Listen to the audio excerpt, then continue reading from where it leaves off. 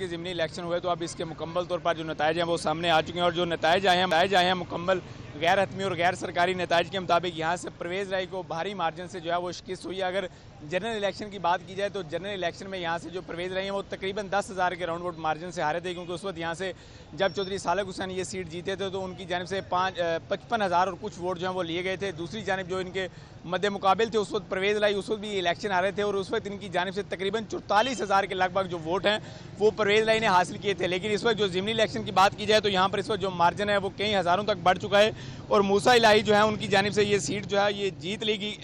ली गई। और अगर हम बात करें यहाँ पर मार्जिन की तो जो परवेज़ राय हैं वो इस वक्त जो है वो 20,000 वोट भी जो है वो मुकम्मल तौर पर यहाँ से जो है वो नहीं ले सके, जबकि मुकम्मल अगर नताइज की बात की जाए या दिन भर के अगर हम सूरत हाल की बात की जाए तो दिन भर सूरत हाल देखने के बाद ही ये वाज़ेह हो चुका था, क्योंकि हमें दिन भर कहीं पर भी सुन्नी इत्तेहाद कौंसिल या PTI के जो हमायत याफ्ता उम्मीदवार हैं चौधरी परवेज़ राय, इनका ना तो कहीं पे हमें कोई जो मुख्तलिफ पोलिंग कैंप लगाए जाते हैं पोलिंग स्टेशन के बाहर, ना तो हमें इस तरह ना इनका कोई कैंप नजर आया, ना कोई सुन्नी इत्तेहाद कौंसिल का कोई इस तरह कारकुनान, ना कोई PTI के झंडे के साथ कोई एक कारकुनान जो है पूरा गुजरात शहर का जो हल्का यानी जो एक मेन जो फैक्टर है वो आप कह रहे हैं कि ये भी इसके पीछे है कि जो भरपूर इंतखाबी मुहिम होती है चलाई नहीं गई इनकी तरफ से।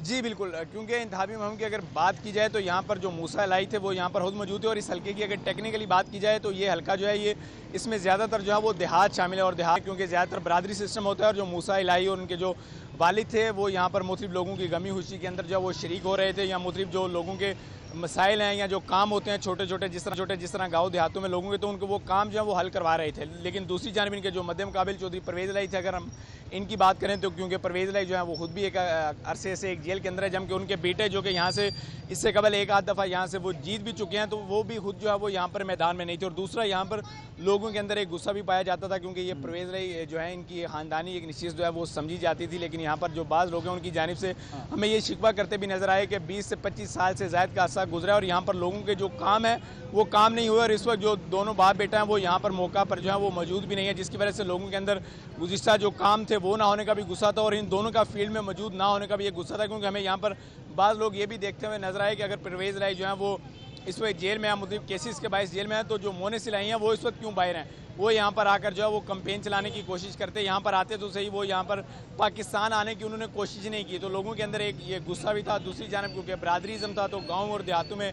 जो मूसा इलाही हैं उनकी जानिब से प्रॉपर कैंपेन की जा रही थी, लोगों के जो काम है वो किए जा रहे थे और खुसूसन गमी और खुशी के मौका पर जो है वो बर वक्त पहुँच रहे थे, जिसकी वजह से इस वक्त जो मुकामी सतह पर मुख्तलिफ जो दड़े हैं वो इस मुकम्मल तौर पर जो है वो मूसा इलाही को सपोर्ट कर रहे थे और इसका जो रद्द अमल है वो हमें इलेक्शन के अंदर भी नजर आया और एक भारी लीड से जो है वो यहाँ पर मूसा इलाही जो है वो इस वक्त ये इलेक्शन जीत चुके हैं। हालांकि जनरल इलेक्शन में सालिक हुसैन जो है ये निश्चित 10,000 की लीड से जीते थे, लेकिन जो मूसा इलाही हैं वो एक लंबी जो लीड है उसके साथ ये निश्चित जीतने में कामयाब हुए हैं। ठीक है, साथ ही रहिएगा। हमें उमैर अजमत ने ज्वाइन किया है।